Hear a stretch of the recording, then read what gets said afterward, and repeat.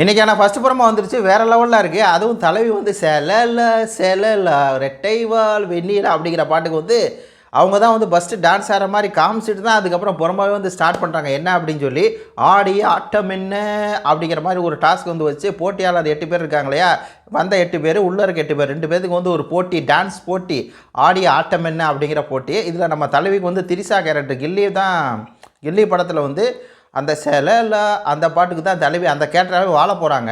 ஏன்னா போன சீசனில் வந்துச்சு இல்லையா, இதே மாதிரி தான் டான்ஸ் மாரத்தான் அப்படின்னு சொல்லி, அதே மாதிரி தான் அந்த கேரக்டராகவே வந்து இருக்கணும். போன சீசனில் அர்ச்சனா வந்து இந்த திமிரு படத்தில் வர்ற அந்த ஒரு கேரக்டர் ஏய் அப்படின்னு அந்த ஒரு கெட்டப்பில் வந்து இருப்பாங்க. அதே மாதிரி அது நல்லா ரீச்சும் ஆச்சு. அதே மாதிரி தான் இந்த தடவை வந்து பார்த்திங்கன்னா சௌந்தர்யா அவர்களுக்கு வந்து திரிசா கேரக்டர். சௌந்தர்யா ஒரு ஸ்ட்ரக்சரில் பார்க்கும்போது திரிசா மாதிரியே இருப்பாங்க. திரிஷாவுடைய அந்த டான்ஸுக்கு நடனம் ஆடுறதும் வந்து நல்லா இருக்குது. செலல அப்படின்னு சொல்லி நல்லா சூப்பராக இருக்குது. இதில் நம்ம தர்ஷா வேறு எழுந்திரிச்சு கத்திச்சா. ஐயோ நல்லா தான் இருக்குது.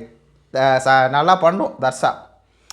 சிரிக்கிறாங்க உடனே வந்துட்டு நான் கத்திச்சா அப்படிங்கும்போது யூஸ் விசா அப்படின்னு சொல்லி அருண் ஏதாவது சொல்ல. எல்லோரும் கேரக்டருமே டிஃப்ரெண்ட்டாக இருக்குது. பவித்ராவும் நல்லா ரெடியாகி நல்லா பார்க்குறதுக்கு அழகாக இருக்காங்க.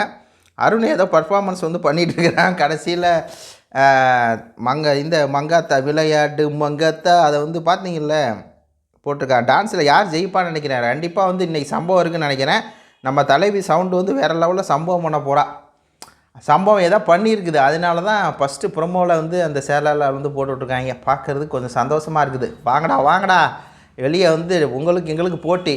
இந்த வாரம் முழுக்க இப்படி தான் இருப்பான்னு நினைக்கிறேன் இதே கேரக்டரில். ஏன்னா ஒரு படத்துடைய கேரக்டராக வந்து ஒரு ஆளுக்கு வந்து கொடுத்து அந்த கேரக்டரில் வந்து வாழணும் அப்படின்னு சொல்லி போன தடவை கொடுத்த மாதிரி கொடுக்குறாங்க போல இருக்குது. வாத்தலைவி கண்ணியம் பையலாம் ஒன்றும் பண்ண முடியாது. டான்ஸ் ஆட சொன்னால் அங்கிட்டு ஓரமாக உட்காந்து பேசிக்கிட்டு இருப்பான். உங்கள் கருத்துக்களை சொல்லுங்கள். நன்றி, வணக்கம்.